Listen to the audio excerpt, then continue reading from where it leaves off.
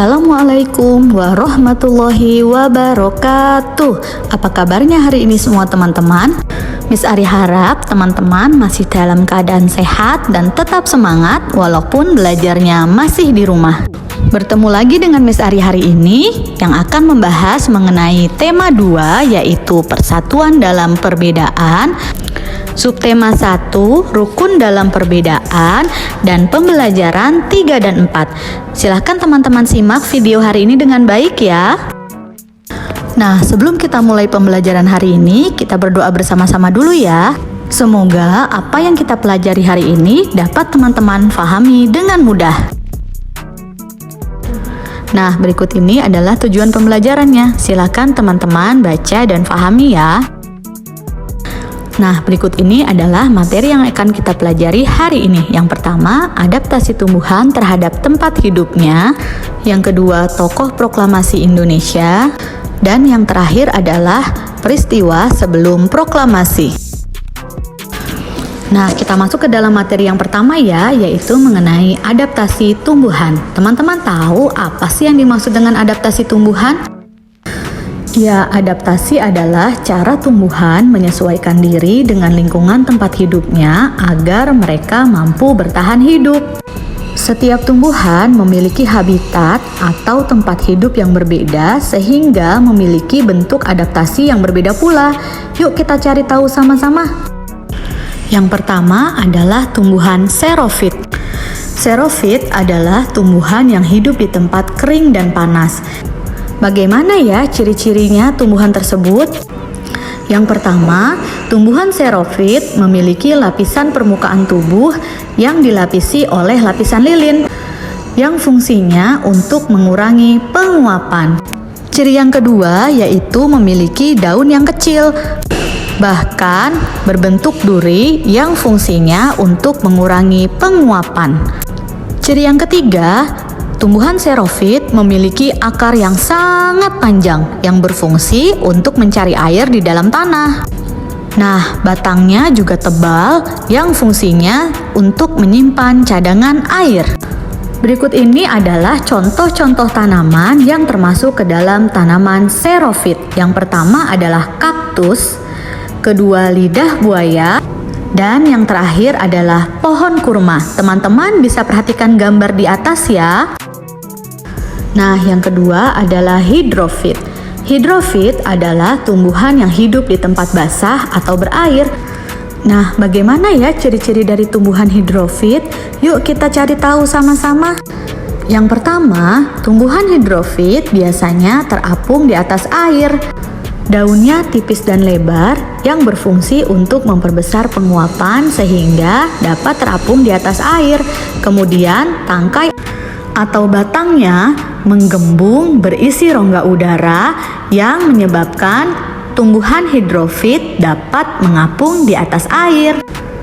Contoh dari tumbuhan hidrofit antara lain ada kelambang, teratai, eceng gondok, dan juga kangkung. Teman-teman dapat perhatikan gambar yang sudah Miss Ari sertakan di slide ya.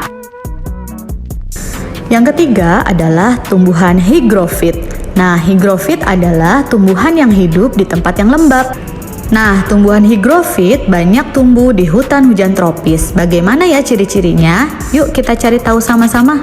Nah, ciri-cirinya adalah tumbuhan hygrofit memiliki daun yang tipis dan lebar. Fungsinya untuk memperbesar penguapan.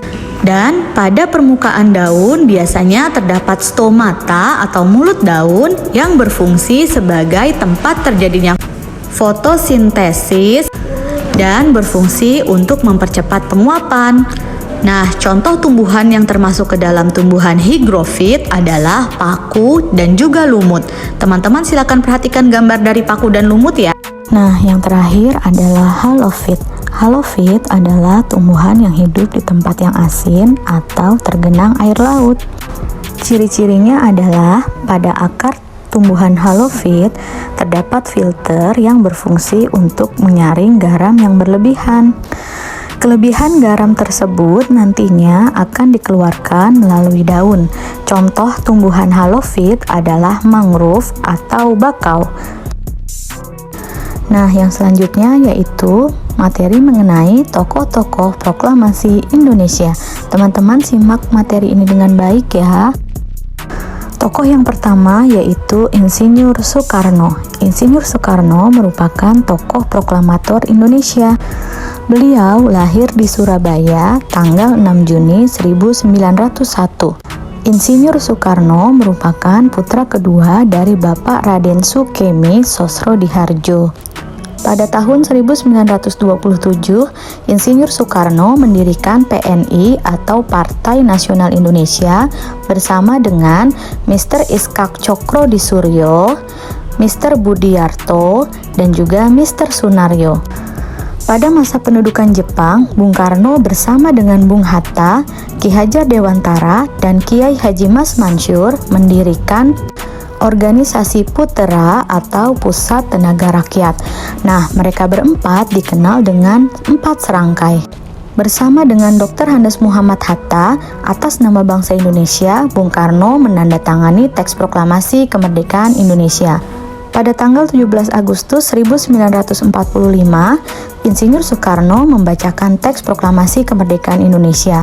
Dan pada tanggal 18 Agustus 1945, dalam sidang PPKI, Insinyur Soekarno terpilih secara aklamasi sebagai Presiden pertama Republik Indonesia.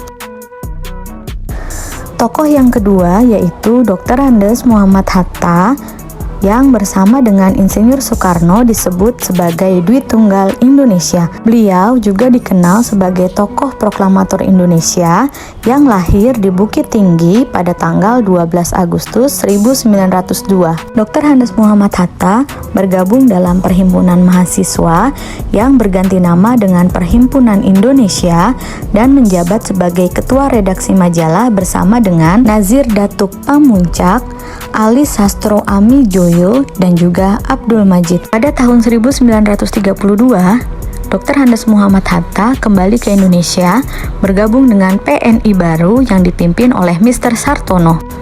Bung Hatta ditangkap dan diasingkan ke Boven di Gul, Papua. Selanjutnya, beliau dipindahkan ke Banda Neira di Pulau Banda. Pada tahun 1942, Dr. Andes Muhammad Hatta kembali ke Jawa untuk mempersiapkan kemerdekaan Republik Indonesia. Bung Hatta menjabat sebagai Wakil Presiden Republik Indonesia dan mengundurkan diri pada tahun 1956. Bung Hatta menjadi pelopor di bidang koperasi sehingga diberi julukan sebagai Bapak Koperasi Indonesia. Tokoh yang ketiga yaitu Mr. Ahmad Subarjo. Beliau lahir di Teluk Jambe dekat Karawang pada tanggal 23 Maret 1896. Beliau menempuh pendidikan ILS, kemudian melanjutkan dengan HBS, dan juga terakhir ialah sekolah jurusan hukum di Belanda dan lulus pada tahun 1933.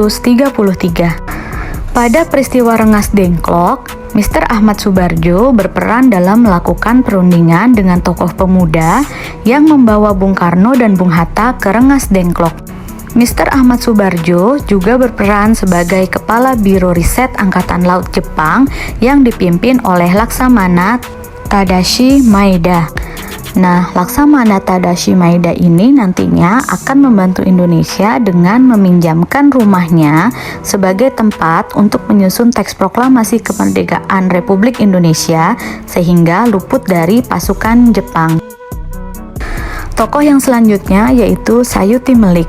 Sayuti Melik merupakan tokoh pengetik naskah proklamasi setelah disempurnakan dari naskah tulisan tangan asli. Mesin tik yang dipakai merupakan pinjaman atau diambil dari kantor Kepala Perwakilan Angkatan Laut Jerman, Mayor Laut Dr. Kendler.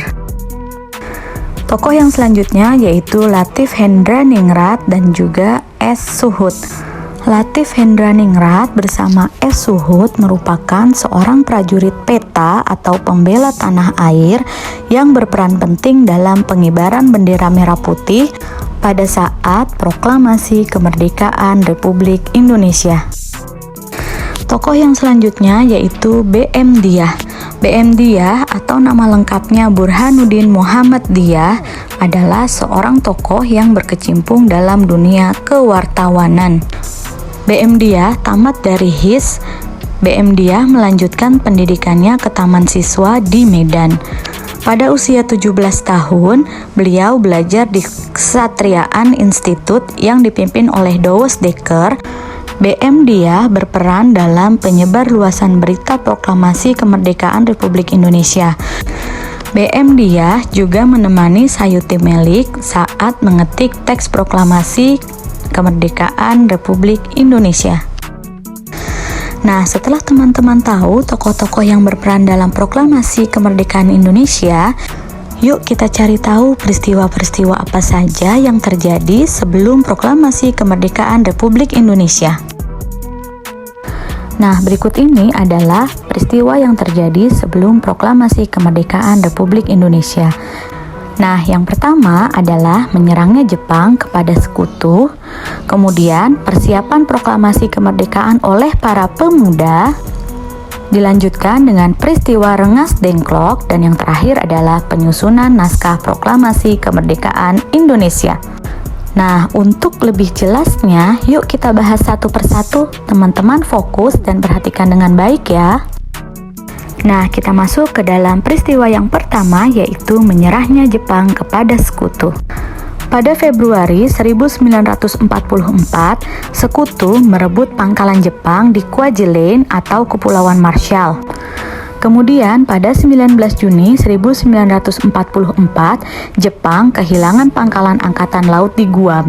Akibatnya, Perdana Menteri Tojo digantikan oleh Jenderal Koiso Kunaiki. Pada tanggal 6 Agustus 1945, kota Hiroshima yang merupakan pusat industri militer dan logistik untuk keperluan perang di Jepang dibom atom oleh tentara Amerika Serikat atas perintah Presiden Amerika Serikat yaitu Harry S. Truman. Kemudian menyusul pada tanggal 9 Agustus 1945, kota Nagasaki, yaitu kota industri dan pelabuhan penting di Jepang, dibom atom oleh tentara Amerika Serikat.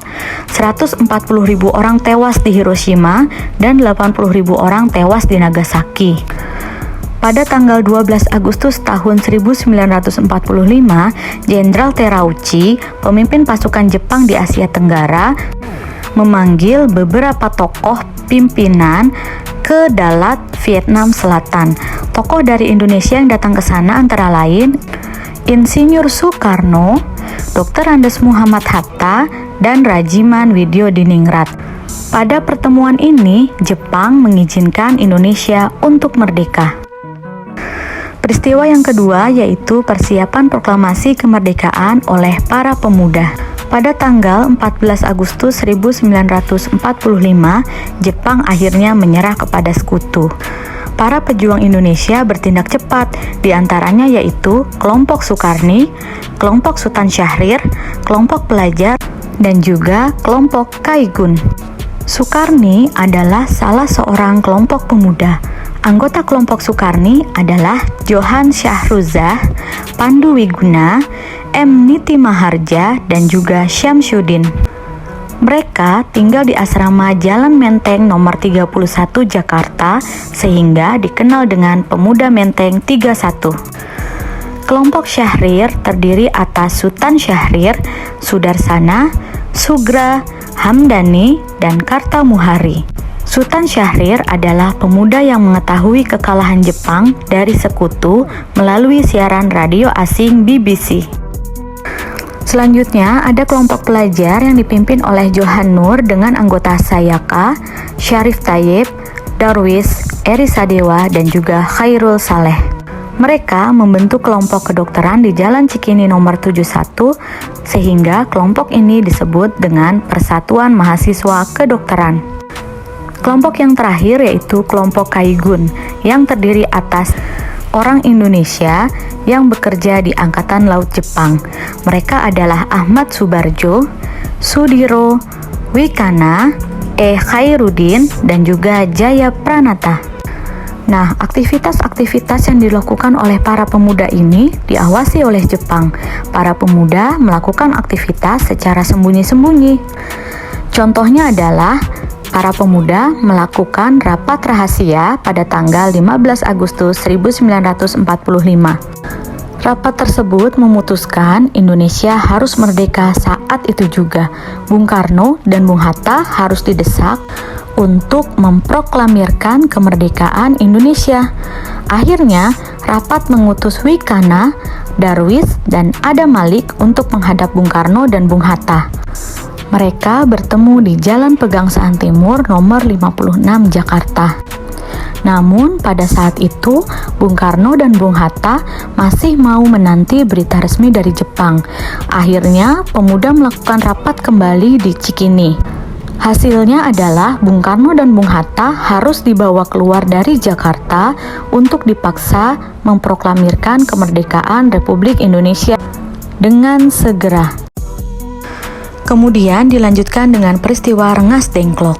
Pada tanggal 16 Agustus 1945, pukul 4 pagi, utusan para pemuda yaitu Khairul Saleh, J. Kunto, dan Dr. Muwardi berangkat dari Jalan Cikini nomor 71 ke Jalan Pegangsaan Timur nomor 56 untuk menjemput Bung Karno.